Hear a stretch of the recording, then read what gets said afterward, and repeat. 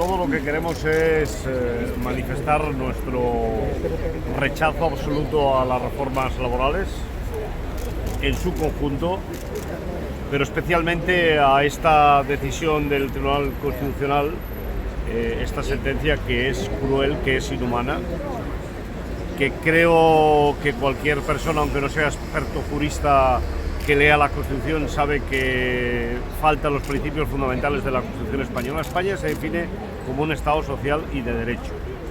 ¿Cómo un país que se define como un Estado social y de derecho puede condenar al despido a personas sencillamente porque durante 2 meses han acumulado bajas justificadas por un médico por más de 8 días? Es absolutamente incomprensible. Una persona que va a trabajar enferma y tiene que conducir un camión es un riesgo no solo para él, sino para el resto de los ciudadanos y las ciudadanas.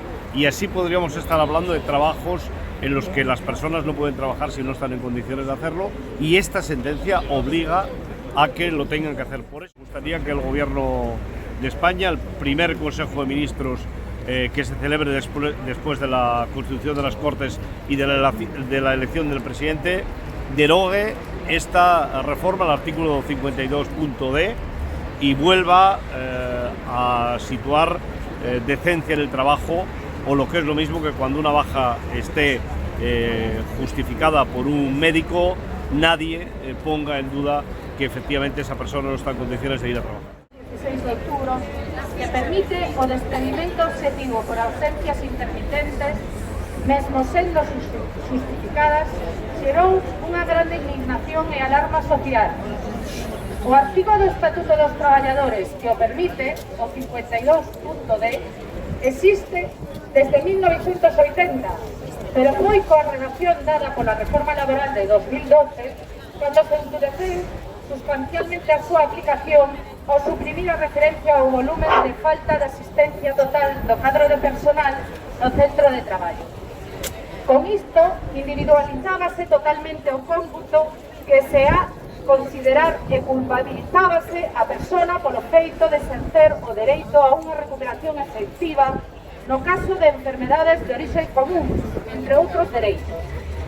O contido do artículo 52.d foi unha máis das razóns que nos levaron aos sindicatos a convocarnos 2 folgas xerais en 2012 para exixir a derogación de reforma laboral, algo que seguimos reivindicando na actualidade en vista das desastrosas consecuencias que tivo para a clase traballadora nestos anos.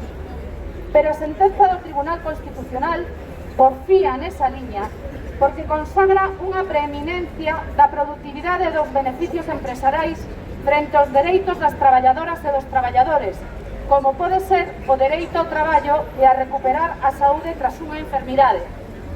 As persoas traballadoras vense empurradas a non se ausentar justificadamente do seu posto de traballo e a reincorporarse sen recuperar a súa saúde, co conseguinte risco para elas e para o resto do personal.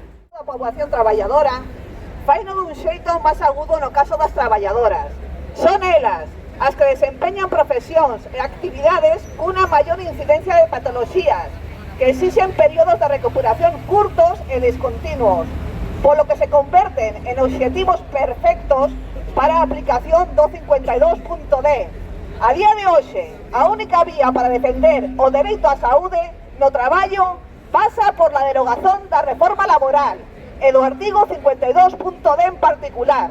Desde 2012, os accidentes de traballo non deixaron de crecer e dificilmente se poderán evitar despedimentos por la vía do 52.d nun contexto de subregistro de enfermidades profesionais que sistemáticamente son notificadas como comuns por las mutuas ou de deterioración das condicións de traballo nas empresas.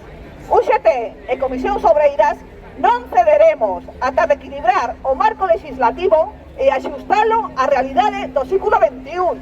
Pero é urxente e de xustiza suprimir un precepto legal que ampara a discriminación de forma evidente, que culpabiliza a persoa traballadora e que impide exercer os dereitos de traballadores e traballadoras como dereito á recuperación efectiva.